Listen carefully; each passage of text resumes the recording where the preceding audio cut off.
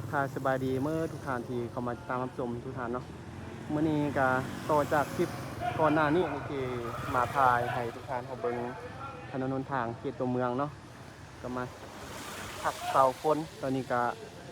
เสาตกแล้วทุกท่านเนาะแต่ว่ามันค่ำแล้วตอนนี้ก็ยังทันมืดเพื่อยังทันค่ำเพื่อทุกท่านตอนนี้ก็ประมาณ6 โมงเนาะว่าจะออกจากนี่ไปอัปเดตเบิ้งน้ำสองเลยทุกท่านเนาะไปถ่ายคลิปให้ทุกท่านเอาเบิ้งน้ำสองเลยขึ้นไปทางนั้นไปตามเบิ้งน้ำกันเด้อทุกท่านเริ่มมีแดดเลยทุกท่านตอน6 โมงนี่ก็ได้เนาะ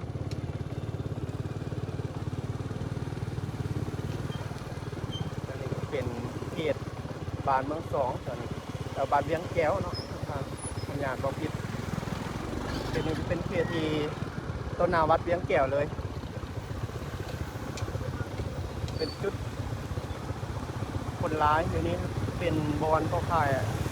ของกินสุกนะอาหารการกินสุกอะไรอย่างนี้ผู้คนก็จะมักมา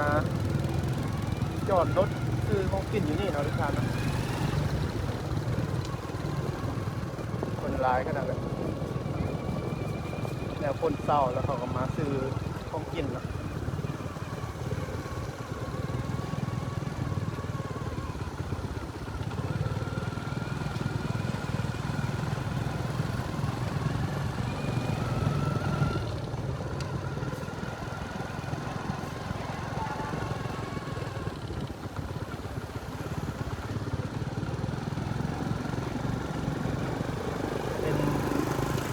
เขตบ้านเมืองสอง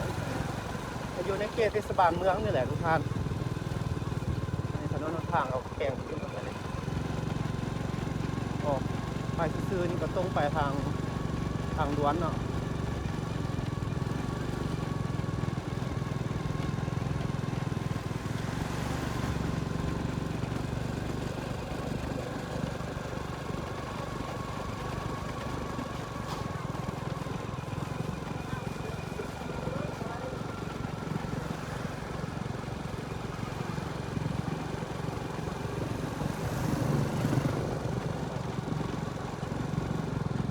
ไปซื้อนี่เข้าทางล้วนเนาะเดี๋ยวเขาจะเลี้ยวขวาทุกท่าน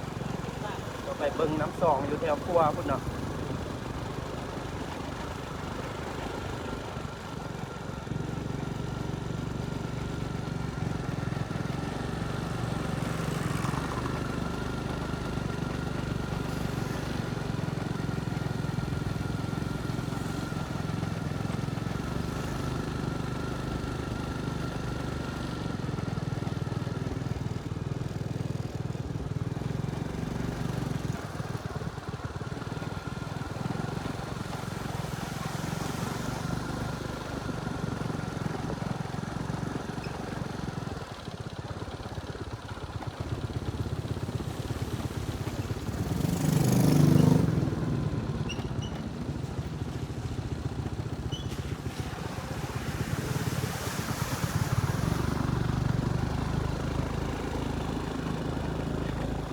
ก็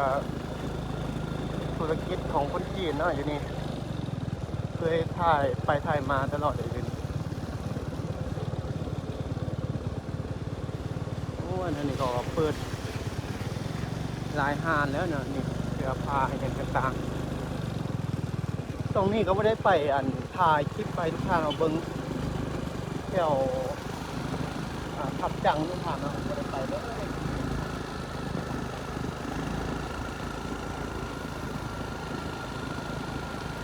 ไว้มือมันแดดก่อนเด้อทุกท่านเนาะไปถ่ายให้เบิ้งทำจังตรงนี้นะคนตกไปบ่ได้ทุกท่าน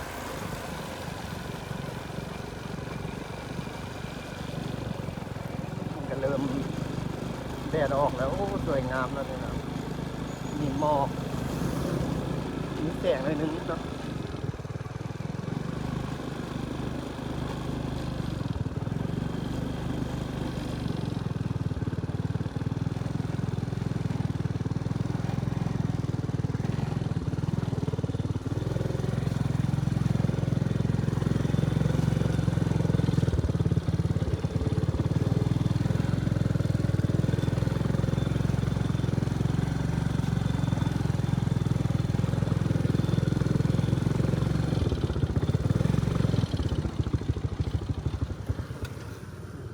น้ำสองมื้อนี้ทุกทานมื้อนี้ก็ถือว่าลดลงจากมือก่อนมื้อซื่นหลายแล้วเนาะลดลงแล้วตอนนี้ก็เริ่มเห็นนักท่องเที่ยวที่มาขี่เรือเนาะชมวิวตามสายแม่น้ำสองแล้วซ้ำนี่ก็โอเคทุกท่านเนาะพอดีถ้าว่าขี่เรือหางยาวนี่พอดีเลยทุกท่านเนาะพอดีแบบว่าสวยงามพอดีแบบว่าว่าจังได๋ทุกท่านนำแต่บนน้อยเนาะเฮาขี่มันสบาย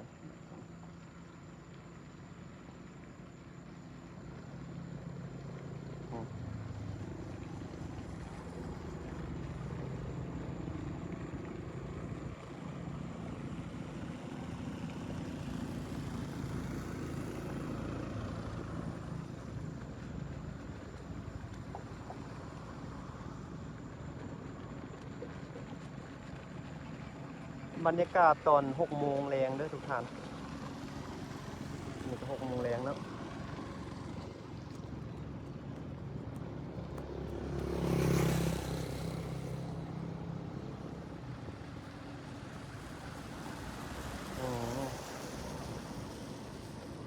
โอ้มีเพื่อนว่าอันนี่อย่างทุกท่านนี่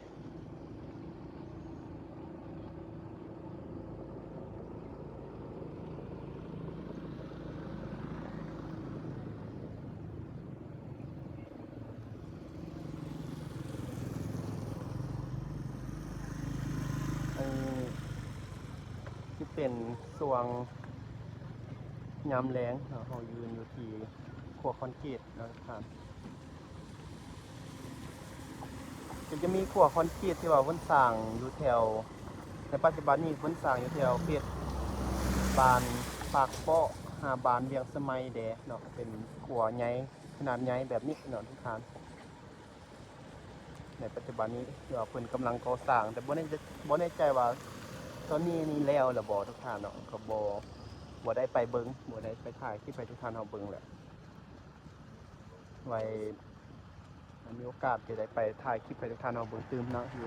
ครัวไม้คือว่าครัวเดี๋ยวเพิ่นสร้างไม้นี่เป็นครัวที่เพิ่นข้ามแม่น้ำสองแบบนี้เนาะข้ามไปทางแหล่งท่องเที่ยวเนาะหลายคนก็ยังถามที่เข้ามาใหม่อยู่บ่ฮู้ว่าครัวนี้มันสร้างไปทางใดเนาะก็คือสร้างไปแหล่งท่องเที่ยวทางเขตน้ำตกตาดน้ำแผ่นทุกท่านแล้วก็จะเป็นประเทศเป็นสนามกอล์ฟเนาะแล้วก็หลายสถานที่ท่องเที่ยวเพิ่นจะกำลังเปิดเป็นว่าจังได๋กำลังสร้างเป็นแหล่งท่องเที่ยวซะ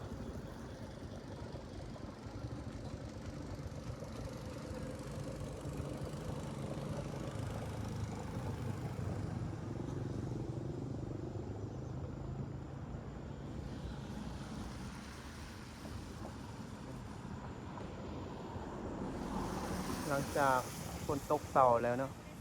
ฟ้าหลังฝนเสาแล้วก็คือสว่างสวัยเลยทุกท่านเนาะท้องฟ้าก็ถือว่าสะอาดแจ่มสัดเลย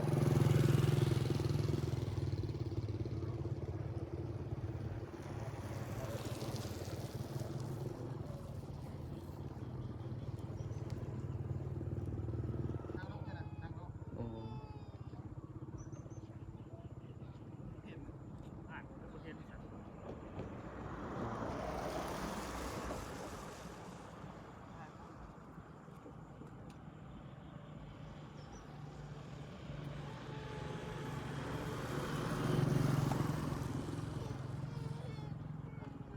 เนาะทุกท่านเดี๋ยวจะ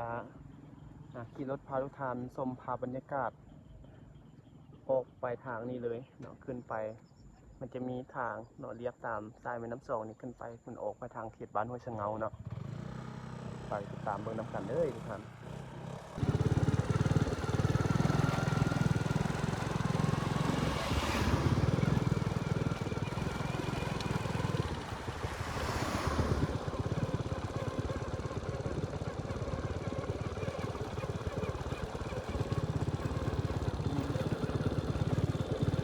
ที่นี่เป็นกำลังใส่ท่อเนาะ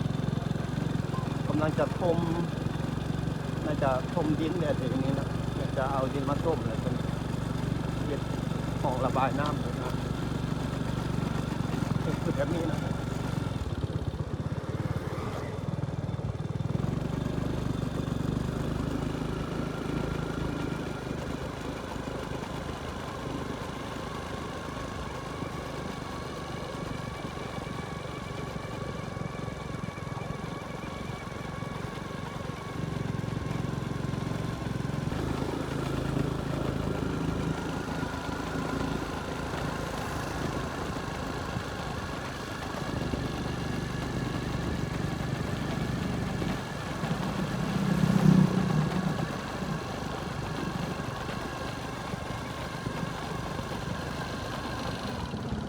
โอ้นักท่องเที่ยวขี่รถบักกี้แบบนี้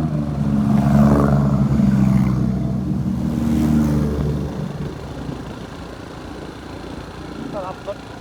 กิจกรรมขี่รถบักกี้กำลังนิยมทุกท่านเนาะกำลังเป็นที่นิยมในช่วงฤดูฝนนี้เนาะเพราะว่า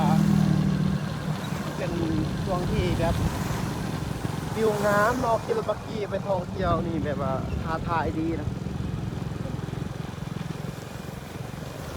อันนี้เขตนี้จะเป็นเขตเป็นอาหารที่ว่าเสารถบักกี้เสารถจักรนี่ต่างๆนี่เป็นว่าเขตบ้านห้วยแยงอาจจะเป็นสามแยกบ้านห้วยแยงเลี้ยวซ้ายนี่เข้าไปทางบุรุษนึงเลี้ยวขวานี่ขึ้นไปทางแคมน้ำสองเราจะเลี้ยวขวาเด้อเนาะ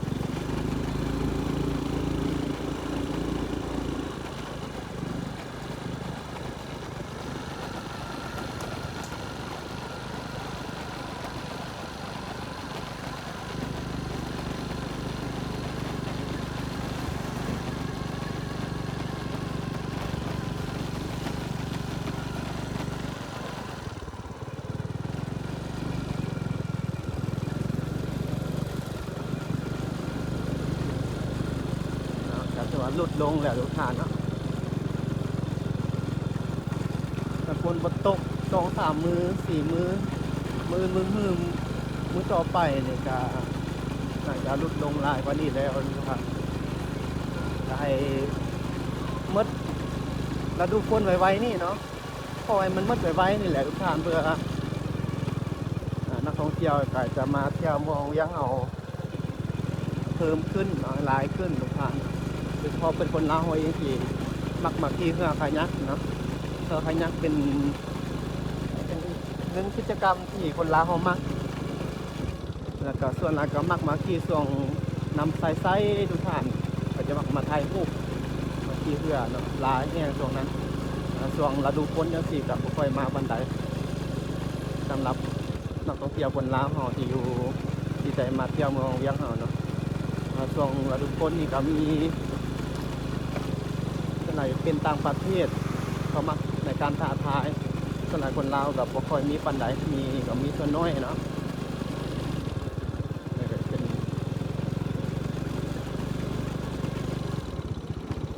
เฉพาะทางแก่น้ำจองนี่ก็เริ่มมีคงมีเป็นบ่อจังซี่ล่ะเริ่มเป็นเจเลยทางเจที่มันจะปรับปรุงอันนี้ก็อยู่นอกเนาะนอกเขตตัวเมืองนิดนึงแต่ว่าทิศทางในเทศบาลเมืองเพิ่นเฮ็ดหมดแล้วแต่ว่ายังอยู่แบบเส้นทางฝากน้ำส่องเนาะเส้นทางที่ไกลเคียงนี่แหละทางไปสถานที่ท่องเที่ยวต่างๆนี่ก็ยังบ่ทันดีเป็นเส้นทางแต่มาตรฐานเป็นเส้นทางประวัติศาสตร์เนาะเป็นเส้นทางธรรมดาทางนี้ก็ยังมีรถบรรทุกนักเที่ยวดอกก็น่าจะเป็นรถตู้รถแต่ว่านักท่องเที่ยวนี่แหละเนาะเที่ยวตลอดเอาปูเส้นทางดีก็จะเป็นการดีเหมือนกันเนาะทางมันดีขึ้นปูเส้นทางดีซะซึ่งในเขตตัวเมืองมันจะเป็นช่วยเหลือล้าของธนาคารพัฒนาที่เล่นนะครับมันมาพัฒนาให้มันมาเอาขึ้นมาให้สร้างให้ปรับปรุงเนาะมันก็มีขึ้นของต่างประเทศหรือว่าขึ้นของอันนั้นมาช่วยก็อาจจะ ยุ่งยากชาติเนี่ยก็ทำเย็ดกับเนาะถึงคันว่าเป็นมาสร้างแท้ก็ยากก็จะมีทุนมาสร้างเนาะเป็นกับส่วนหลายก็มีการช่วยเหลือจากต่างประเทศแน่ช่วยเหลือจากหลายๆกลุ่มที่ว่าเขาอยากช่วยเหลือเนาะช่วยเหลือลาวก็มาสร้างเดี๋ยวนี้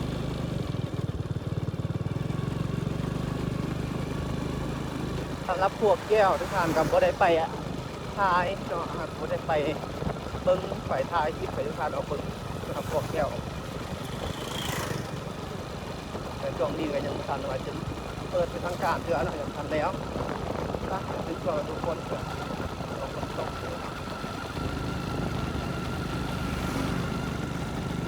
ทุกท่านเนาะสำหรับวิดีโอนี้ก็มาวันนี้กับคนอยากจบคลิปประมาณนี้ไว้พบกันไหมในวิดีโอหน้าเด้อเนาะวิดีโอหน้าจะถ่ายคลิปเป็นยังไงทุกท่านเอาเบิ่งติดตามเบิ่งน้ำกันติดตามกันสบายดี